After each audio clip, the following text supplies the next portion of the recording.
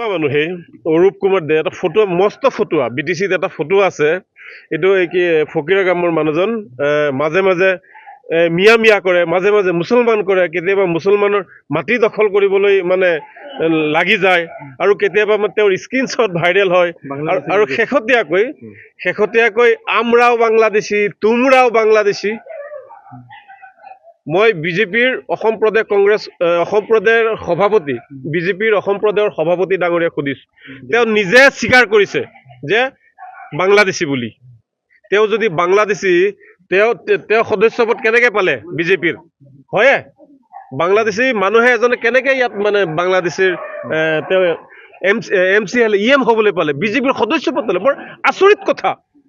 যে বাংলাদেশী মানুহে অসমত নিৰ্বাচন খেলিব পাৰে সেই আমাৰ অভিযোগ নহয় তেওঁ স্বয়ং ফকিৰা গ্ৰামত এটা ইফতাৰ পাৰ্টিত কৈছে যে তেওঁ বাংলাদেশী দ্বিতীয়তে ফকিৰা গ্ৰামৰ এই যে যিগৰাকী EM তাক মই সকীয়াই দিছোঁ অভদ্ৰজনক মই সকীয়াই দিছোঁ কথা ভালকৈ ক'ব তাৰে যিবিলাক মুছলমান মানুহ আছিল যাতে যিবিলাক মানুহ ইফতাৰত উপস্থিত আছিল সি নিজে বাংলাদেশী কাৰণে তোমৰাও Bangladeshi what is the mean তোমৰাও বাংলাদেশী মানে কি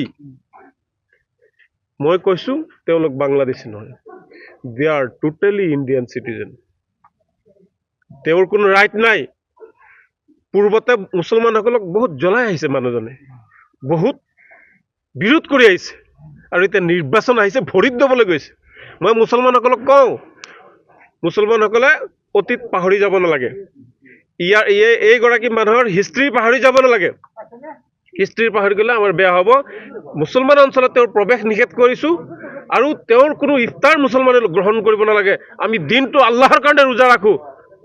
ইয়াৰ পৰা কোনো ধৰণৰ ইফতাৰ ল'ব নালাগে ইয়াক কোনো মুছলমান অঞ্চলত আমি যাবলৈ আজিৰ পৰা মানা কৰিছোঁ আৰু আমি 24 ঘণ্টা সময় দিছিলোঁ আৰু কালিলৈকে যদি আমাৰ মুছলমানসকলক বাংলাদেশী কোৱাৰ কাৰণে যদি তেওঁ ক্ষমা নোখোজে আমি অসমৰ প্ৰতিটো থানাত গোচৰ ৰুজু কৰিম আৰু তেওঁক এৰেষ্ট কৰিবই লাগিব